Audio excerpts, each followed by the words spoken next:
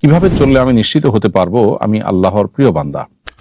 প্রিয় দর্শক, আল্লাহর প্রিয় বান্দা হওয়ার জন্য আমাদের সবাইকে সর্বোচ্চ চেষ্টা করতে হবে এবং আল্লাহ রাব্বুল আলামিন কোরআনে হাকিমে তার অনেকগুলো উপায় আমাদেরকে বলে দিয়েছেন। অতএব কোরআনে দেওয়া আল্লাহর প্রেসক্রিপশন অনুযায়ী যদি আমরা চলি, আল্লাহর প্রিয় পাত্র হয়ে উঠতে পারবো এবং আখিরাতে আমাদের কোনো ভয় থাকবে না। আল্লাহ তাআলা বলেছেন যে ইন্নাল্লাযীনা ক্বালু রাব্বুনাল্লাহু সুম্মা ইসতাকামু, যারা আল্লাহকে রব হিসেবে স্বীকৃতি দিয়েছে এবং তারা সরল সঠিক পথে থেকেছে, আল্লাহর অবাধ্য হয়নি বরং সঠিক পথে থাকার চেষ্টা করেছে, তাতানাজ্জালু আলাইহিমুল মালাইকাহ, তাদের মৃত্যুর সময় ফেরেশতারা অবতীর্ণ হবে এবং তাদেরকে বলবেন যে তোমাদের কোনো ভয় নেই, কোনো পেরেশানি কোনো কারণ নেই, বরং তোমরা জান্নাতের সুসংবাদ গ্রহণ করো।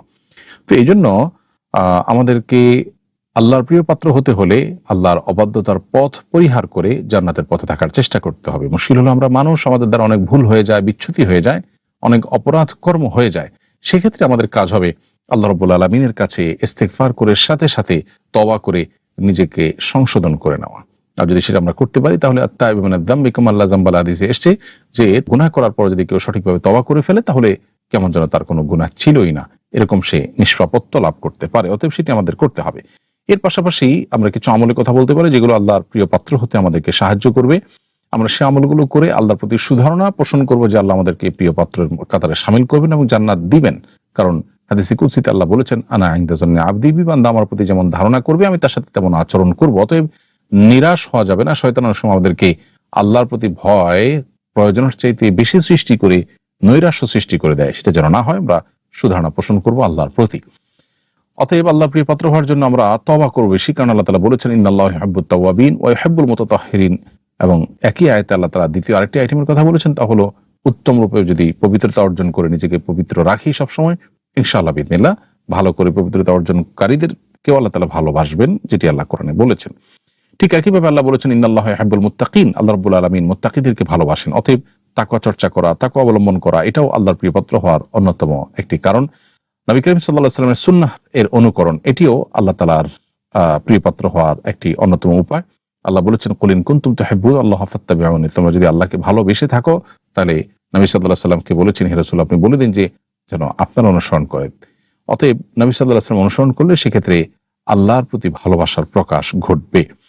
আর আল্লাহর প্রিয় পাত্র হওয়ার জন্য আমরা আরেকটি কাজ করতে পারি, তা হলো সব বিষয়ে আল্লাহ তাআলার পরে ভরসা করার। কারণ আল্লাহ তাআলা কোরআনে বলেছেন ইন্নাল্লাহা ইউহিব্বুল মুতাওয়াক্কিলিন, আল্লাহ তাআলা তাওয়াক্কুলকারীদেরকে, আল্লাহর প্রতি ভরসাকারীদেরকে আল্লাহ তাআলা ভালোবাসেন।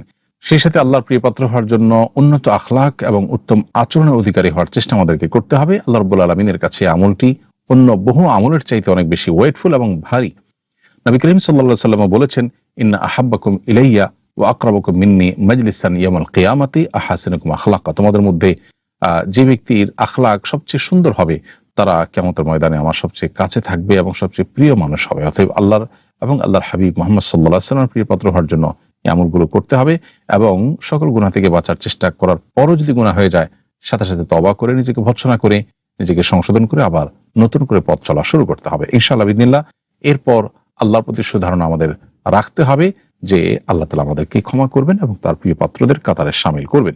অতিরিক্ত ভয় এটি কোনো কোনো ক্ষেত্রে শয়তান আমাদের মধ্যে সৃষ্টি করে নৈরাশ্যের জন্য, যেটা কুফরি। অতএব সে ব্যাপারে আমাদেরকে সতর্ক থাকতে হবে, সাবধান থাকতে হবে। আল্লাহর রহমতের আশা কখনো ছাড়া যাবে না।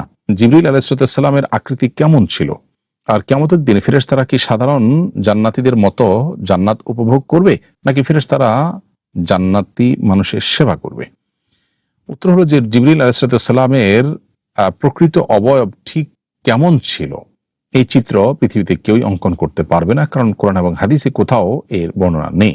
তবে তার দৈহিক অবকাঠামো কেমন ছিল সেটির বর্ণনা বিভিন্নভাবে হাদিস থেকে আমরা জানতে পারি। আল্লাহ তাআলা তাকে 600 ডানা দিয়ে সৃষ্টি করেছেন, যেগুলো গোটা এই মহাসৃষ্টিকে, মহাবিশ্বকে পরিব্যাপ্ত করে ফেলে এবং সেগুলোর উজ্জ্বলতা এত বেশি যে চারপাশকে সেটা অলৌকিকভাবে আলো ঝলমলে করে ফেলে।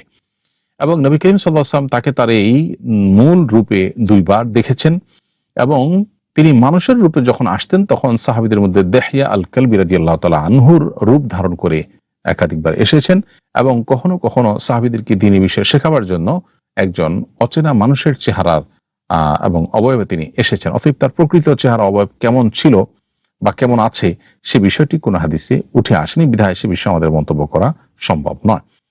আর ফেরেশতাদের ক্ষেত্রে আরেকটি প্রশ্ন আপনি করেছেন যে তারা জান্নাতীদের মতো মানুষদের মতো উপভোগ করবে কিনা। উত্তর হলো না। ফেরেশতারা সবাই জান্নাতি, কারণ তারা লা ইয়াসুনাল্লাহ মা আমারাহুম।